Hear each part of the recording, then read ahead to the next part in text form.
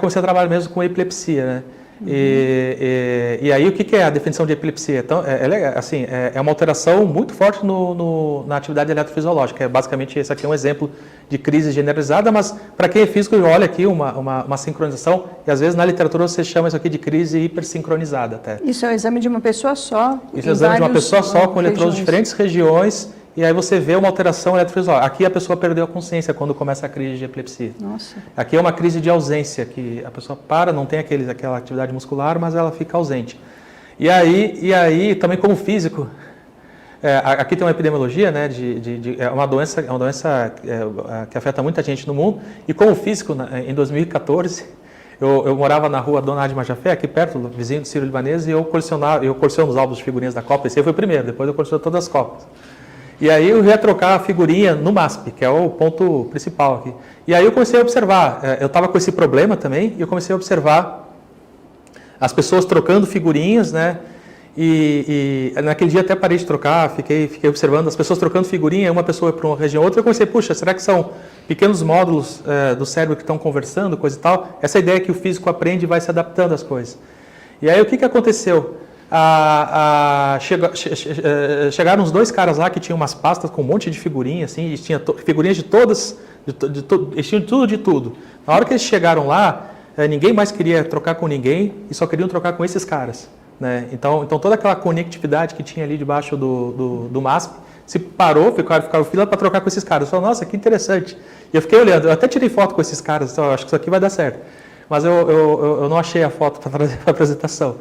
E aí eu propus um modelo de conectividade com uma estrutura de causalidade, e aí, reforço, sempre esses métodos matemáticos sempre vão dar um número, mas o professor Gerson falava muito isso, olha, se a única ferramenta que você tem é um martelo, tudo se parece com um prego. E falava assim, e a gente fica dando porretada em um monte de parafuso. Essa é uma frase que eu escutei por 6, 7 anos da minha vida aqui no FT. Então você coloca um método, e esse método não é adequado, ele dá um número, mas esse número às vezes não quer dizer nada, porque o método não respeita a natureza do sinal.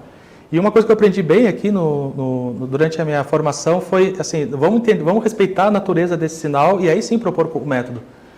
E aí, estudando a natureza do sinal, a gente propôs um método adequado e a gente conseguiu enxergar esses hubs durante uma crise de epilepsia, que é bem diferente do padrão quando é fora da crise. Aqui tem canais que estão influenciando outros, a gente olha o gerador e o target tem essa influência. Então foi isso que a gente observou, e isso foi trazendo um primeiro conjunto de trabalhos que a gente foi fazendo até em conjunto com a professora Hilda, a questão que a gente foi começando a evoluir dessa questão dos hubs. Então, primeiro a gente viu a questão de sincronização dos hubs, depois a gente achou uns outros sinais que, ao contrário de toda aquela grande sincronização, na crise eles começavam a querer se desincronizar dessa grande rede. E o mais legal é que esses poucos canais que desincronizavam, eles começavam a se sincronizar entre si, num modo quase contrário ao da crise. Então, tinha uma estrutura que dava uma resposta para terminar a crise. Então, tinha uma grande estrutura de sincronização para a crise e tinha uma pequena estrutura que ganhava força para terminar a crise. Tudo isso aí usando conhecimento de física. Usando determinismo, essas coisas. Uhum. Então foi saindo uma série de artigos com epilepsia com essa história de hubs e foi achando um caminho como neurocientista e com interação. E depois a gente fez coisas de modelagem numérica para realmente mostrar, fazer um modelo numérico com todo esse conhecimento que a gente tinha para mostrar esses padrões, e essas coisas bateram com os resultados experimentais, e essa coisa foi indo adiante. Gerson, aqui a gente usou o expoente de Hurst. Que você falava. E conseguimos usar na prática com dados experimentais. O Gerson reforçava muito esses pontos.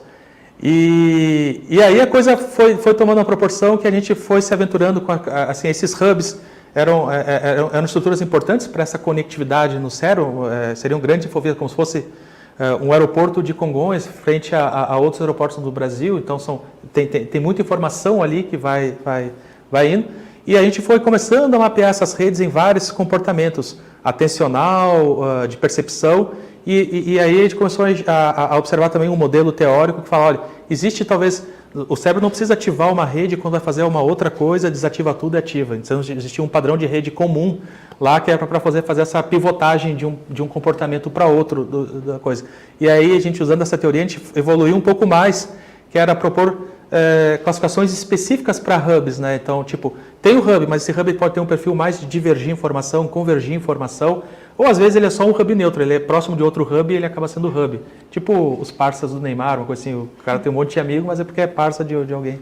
Então aconteceu foi que a gente foi evoluindo cada vez mais com essa descrição e a coisa foi ganhando forma como um grupo. Aí eu já não era um pós-doc, eu já tinha alunos de pós-doc, já tinha mais alunos e já tinha uma interface muito grande com outras áreas do hospital.